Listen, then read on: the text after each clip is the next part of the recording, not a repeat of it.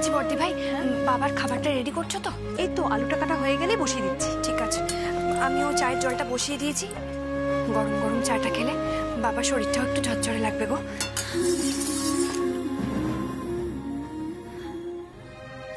ও বর্ষা, বলছি যে কিছু জানতে পারলে গো? মানে অপু আর ছোট ঠাকুরপোকে কি একসাথে দেখলে গো? না গো, ইস, নির্ঘাত জানো, নির্ঘাত ওদের মধ্যে ভাব হয়নি। না ভাব হয়নি তো। আর যতক্ষণ না ওদের মধ্যে প্যাচাপটা হচ্ছে ততক্ষণ না কিচ্ছু হবে না। এবার কালী পুজোটা না ম্যারই কাটবে জানো তো। ভেবেছিলাম সবাই মিলে কত আনন্দ করব, হইচই করব, প্রদীপ জ্বালাবো। তা না, এখন সবাইকে মুখ গোমড়া করে বসে থাকতে হবে। ধুর, আমার ভালো লাগে না। আমারও তো ভালো লাগছে না। সবার বাড়িতে কত আনন্দ হচ্ছে, কত মজা হচ্ছে, আর আমাদের বাড়িতে জানিস বর্ষা, সবাই না ওই কালী পুজোর আগে হ্যালোউইন পার্টি করছে, আর আমাদের বাড়িতে কিছু হচ্ছে না। দিচ্ছা, এই হলো পার্টিটা আবার কি? হলো পার্টি নয়, হ্যালোউইন পার্টি। ওই কালী পুজোর আগে সবাই ভূত সাজে। ও ভূত চতুর্দশী? আগে না, হ্যালোউইন ডে। আরে দাঁড়াও দাঁড়াও দাঁড়াও, আমি বলছি। ওটা হলো খানিকটা ভূত চতুর্দশীর মতোই। হ্যালোউইন ডেতে সবাই ভূত পেতনি এসব সেজে ছবি তোলে। হ্যাঁ, এ আবার কি গো বর্ষা? হ্যাঁ বলছি, ভূত পেতনি এসব আবার সাজবার জিনিস নাকি? এই শোনো, তোমার মতন একটা আনস্মার্ট মেয়ের পক্ষে না এটা বোঝা সম্ভব নয়। এই বর্ষা, শোন না, বলছি সাজবি, আমরা সবাই মিলে ভূত সাজবো। হ্যাঁ, এসব কি কথা বলছি দিচ্ছা? ওরে বাবা রে বাবা, হ্যাঁ এসব কি কথা? বাড়িতে কোথায় প্রদীপ জ্বালাবে, চারিদিকে আলো করে তুলবে, তা না করে ভূত সাজবো? না না না না। আরে বাবা সাজোই না, তারপর দেখবে কত আনন্দ হবে। ভূত সেজে কারো আনন্দ হয় বুঝি? ও মা, সাজবে না কেন? তোমাকে না আমি একটা মিষ্টি শাকচুন্নি সাজিয়ে দেবো। ওরে বাবা রে, কি বলছিস? খালি ভয় পায় সত্যি বর্দি ভাই। এতদিন ধরে আমার সাথে থেকে তুই কিচ্ছুটি শিখলি না, এমন ভাব করছিস যেন 50 বছর পিছিয়ে আছিস। শোন, বলছি আমি না সব ঠিক করে ফেলেছি কে কি সাজবে।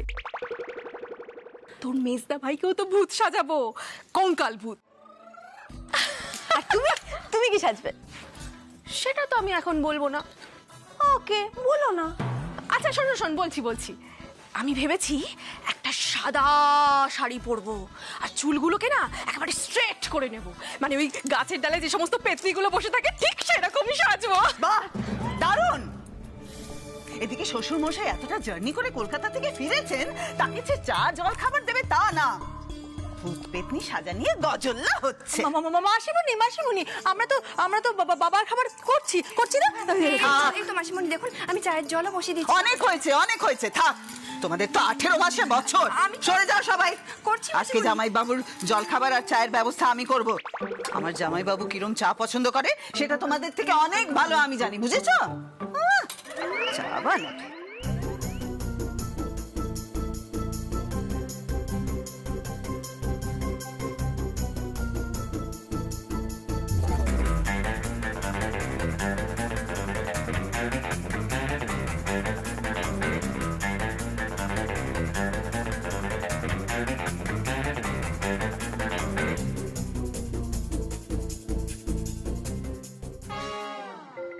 যা বাবা, আজকে কোন দিকে সূর্য উঠলো বলতো?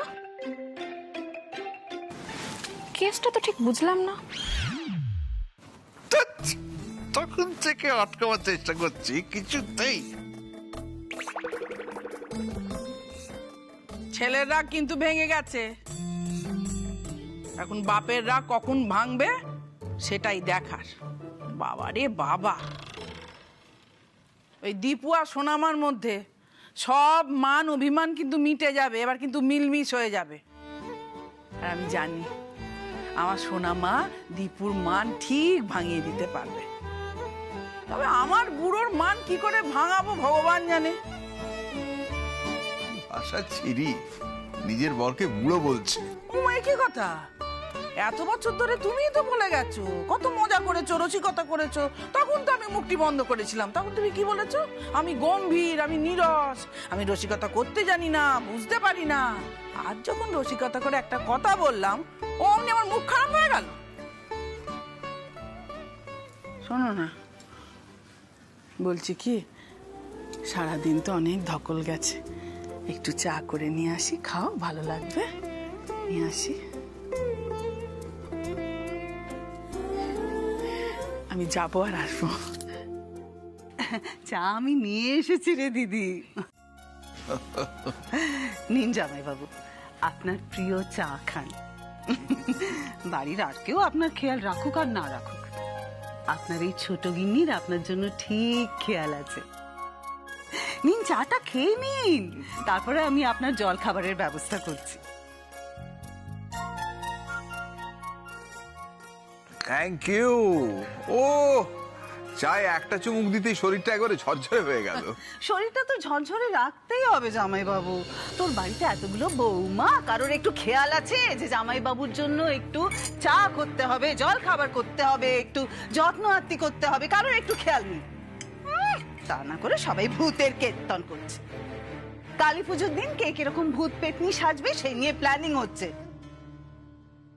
করুক করুক করুক, জুথি করুক, ওদের যা মন প্রাণ চায় ওরা তাই করুক। আমি তো ওদের ওপর থেকে সব নিষেধাজ্ঞা তুলে দিয়েছি রে, ওরা খুশি মনে জীবনটা অতিবাহিত করুক। ও জিও মার দিয়া কেল্লা, এই না হলে আমার অবলা সুন্দরী। ও মঞ্চু মঞ্চু। এই হয়েছে এক বুড়ো, এমন বউ পাগলা মানুষ আমি জীবনে দেখিনি। বউয়ের উপরে একটু রাগ করে থাকতে পারে না। জ্যোতি, বুঝলে তোমার দিদিটি একেবারে বদলে গেছে। সে আগের দিদিটি আর নেই, সেই লৌহ কঠিন মানুষটি আর নেই। তার বদলে সে একেবারে আমার প্রাণের, আমার মাটির মানুষ হয়ে উঠেছে। আহা, এইরকম সময় আবার কে ফোন করছে দেখি। ও বিশ্বাস বাবু, কি হলো? হ্যালো, হ্যাঁ শুভ বিজয়া, একটু পরে বললেন। ও জ্যোতি, বলছি তুই বস, আমি স্নান করে আসি, এসে চা খাবার গপ্প করবো। হ্যাঁ রে, দাঁড়া দাঁড়া দাঁড়া।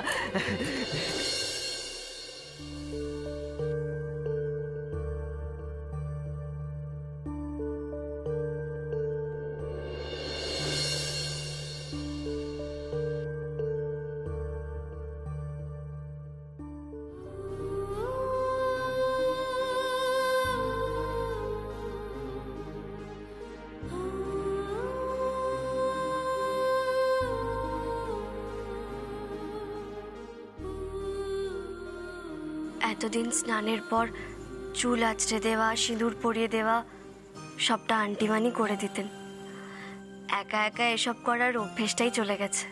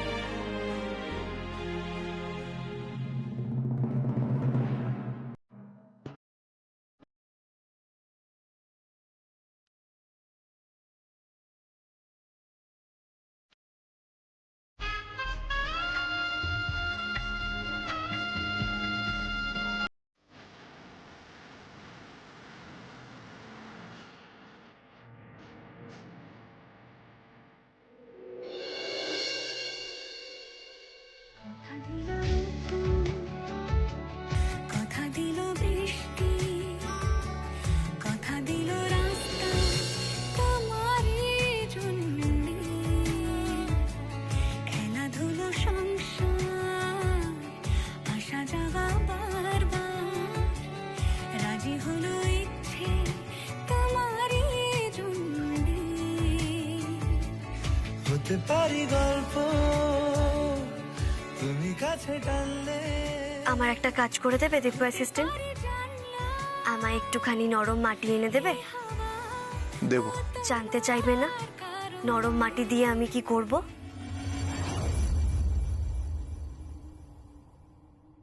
আমার জেনে লাভ।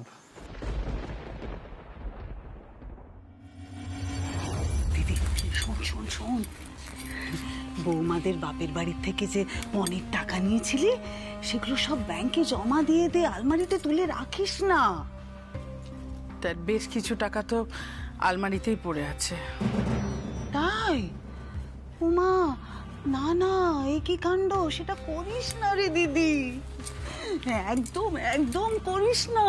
আরে বাবা, অপকর্মের প্রমাণ রাখতে নেই, শিগগিরই ব্যাংকে জমা দিয়ে দে টাকাগুলো। কি বললি অপকর্ম? আমি কি অপকর্ম করেছি?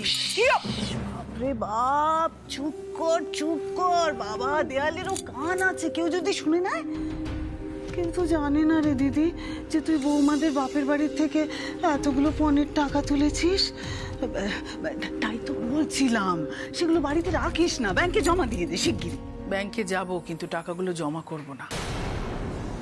যে টাকাগুলো আছে সেই টাকাগুলো তুলে বাড়িতে নিয়ে আসবো। কেন রে? বৌমাদের বাপের বাড়ির টাকা আমি বৌমাদের বাপ মায়ের হাতে তুলে দেব।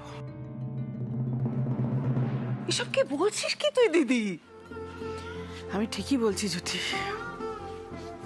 অন্যায় করেছি জুটি, আমি অন্যায় করেছি, খুব অন্যায় করেছি। পণ নেওয়া অপরাধ জুটি।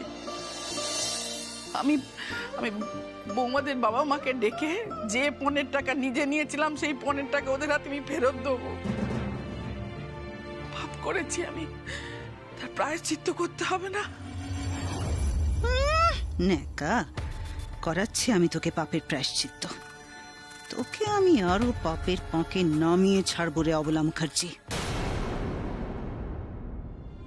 জুথি, জুথি, আমি ঠিক ভাবিনি, তুই বল ঠিক ভাবিনি? হ্যাঁ হ্যাঁ হ্যাঁ রে দিদি, একদম ঠিক ভেবেছিস, একদম ঠিক ভেবেছিস। কি মহান ভাবনা রে তোর, কি মহান ভাবনা। এই না হলে আমার দিদি। সত্যি দিদি, তুই মানুষ হিসেবে কত বদলে গেছিস, কত বদলে গেছিস তুই মানুষ হিসেবে। তুই দাঁড়া, আমি স্নানটা সেরে আসি। দাঁড়াবি কিন্তু, আসছি আসছি।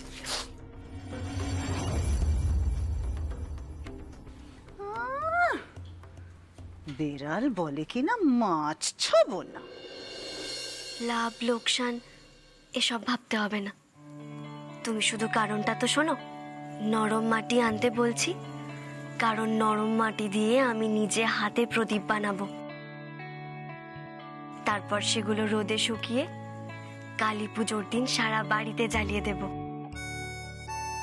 তুমি আমায় ছাদে নিয়ে যাবে দীপু অ্যাসিস্ট্যান্ট? আমি ছাদেও প্রদীপ জ্বালাবো। আমি তো একা একা ছাদে যেতে পারবো না, তোমাকেই কোলে করে ছাদে নিয়ে যেতে হবে। বলো না, নিয়ে যাবে তো আমায়?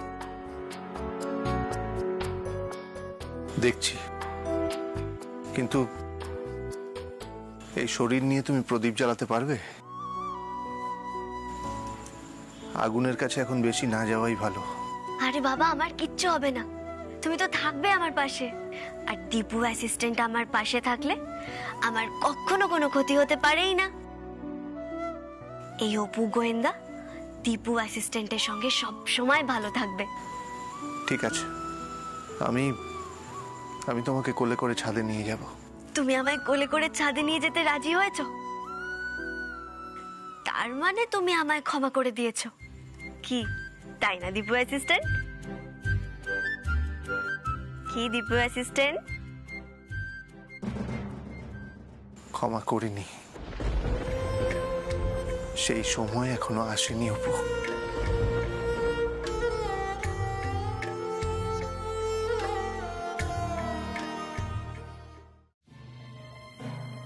বর্ষা, বলছি যে ছোট ঠাকুরপো তো এখনো এলো না গো। হ্যাঁ, তুমি যে বললে ছোট ঠাকুরপো এসে নাকি আমাদের কি সব বলবে, আর এদিকে তো রাত হয়ে যাচ্ছে। তোমার শেষদা ভাই যদি দেখে আমি এখনো ঘরে নেই, খুব রাগারাগি করবে গো। হুট করে এখানে চলে এসে এতগুলো কথা শুনিয়ে দেবে। বলছি, উনি তো আবার রাতে কফি খান। শোনো না, বলছি আমি ওনাকে কফিটা দিয়ে আসি। এই, কোথাও যাবে না এখন, এখানেই থাকো। ছোটদা ভাই কখন চলে আসবে সেটা তো জানি না। না, কি যে বলবে, আমার কি মনে হয় বলো তো, ছোট বৌদিকে নিয়ে কিছু একটা বলবে। কেন কেন কেন? অপু আবার কি করলো শুনি? হ্যাঁ, মা তো বুঝিয়ে শুনে অপুকে দীপুর ঘরে দিয়ে এলো, আর তারপর থেকে তো দুজনে একসাথেই আছে গো। আমার কি মনে হয় জানো, দীপুর রাগটা একটু কমেছে।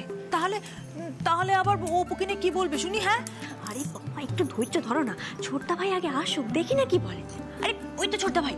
এই, তোর কি ব্যাপার বলতো, কখন থেকে দাঁড় করে রেখেছিস? আরে বাবা দাঁড়া, একটু শান্ত হয়, এদিকে আয়, শোন। আমি খুব গুরুত্বপূর্ণ একটা বিষয় আলোচনা করার জন্য তোমাদের সবাইকে এখানে ডেকেছি। আর এই কাজটা আমাদের কালই সেরে ফেলতে হবে। যখন সারা বাড়ি আনন্দে মেতে উঠবে, সারা বাড়ি প্রদীপের আলোয় ভরে উঠবে, ঠিক সেই সময়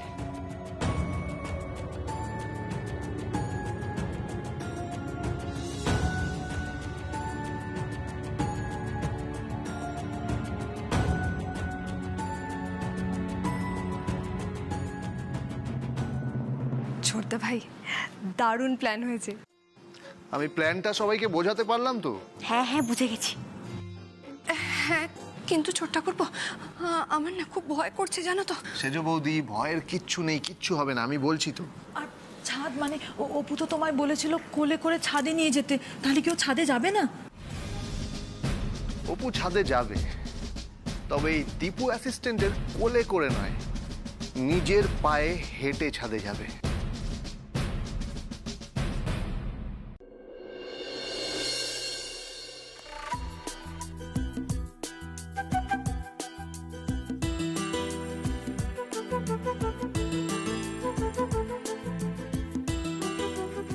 বাহ, বাড়িটা কেমন আলোতে ঝলমল করছে, কি সুন্দর লাগছে গো। আচ্ছা বড় বৌদি, আমাকে কেমন লাগছে সেটা তো একবারও বললে না। দারুণ লাগছে। সত্যি বড়দি ভাই, বাড়িটা খুব সুন্দর লাগছে জানো তো। তাও তো এখনো অবধি অনেক প্রদীপই জ্বালানো হয়নি। বাড়ির সব কটা প্রদীপ জ্বালানো হয়ে গেলে আমরা না বাগানে যাব, ওখানে গিয়ে খুব আনন্দ করব। এই শোন, আমরা কিন্তু বাগানে গিয়ে ফানুস ওড়াবো। হ্যাঁ, সবার নামে একটা একটা করে ফানুস ওড়াবো, তারপর গোটা আকাশটা ফানুসে ভরে যাবে। কিন্তু তার আগে দীপুর পরিকল্পনাটা আমাদের সফল করতেই হবে। হ্যাঁ, তুমি একদম চিন্তা করো না বড় বৌদি, তুমি দেখো ছোটদা ভাইয়ের প্ল্যানিং কিন্তু ঠিক সাকসেসফুল হবে। এই খুশি, আরে বাবা এগুলো সব ছোট বৌদি জ্বালাবে, তুই জ্বালাস না, ঠিক আছে? আচ্ছা ঠিক আছে। মেঘা, বলো। বলছি যে আমার না খুব ভয় করছে জানো তো। সে তো তোমার মুখ দেখেই বোঝা যাচ্ছে। কিন্তু দীপুর পরিকল্পনা কি আদৌ সফল হবে? হবে বই কি।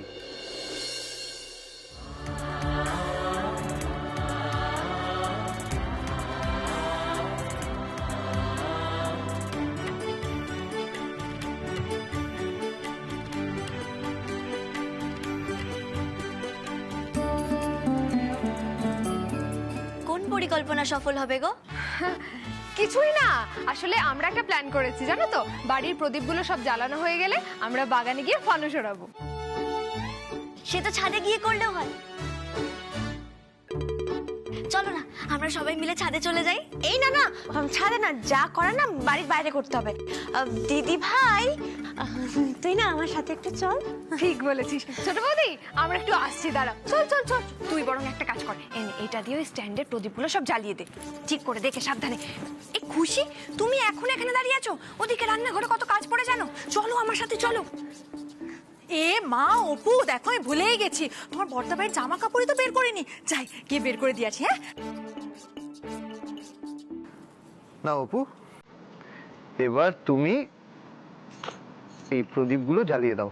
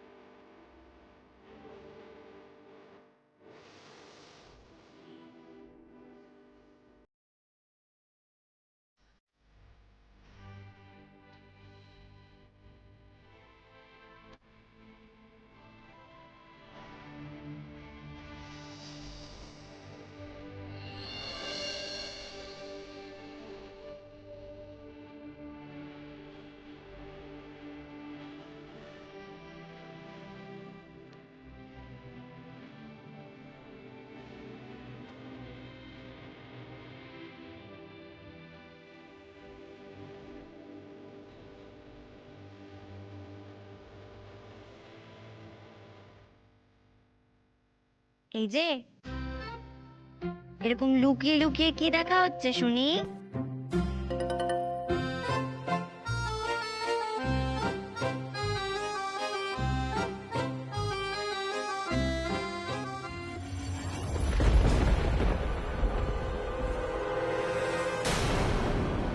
অপু,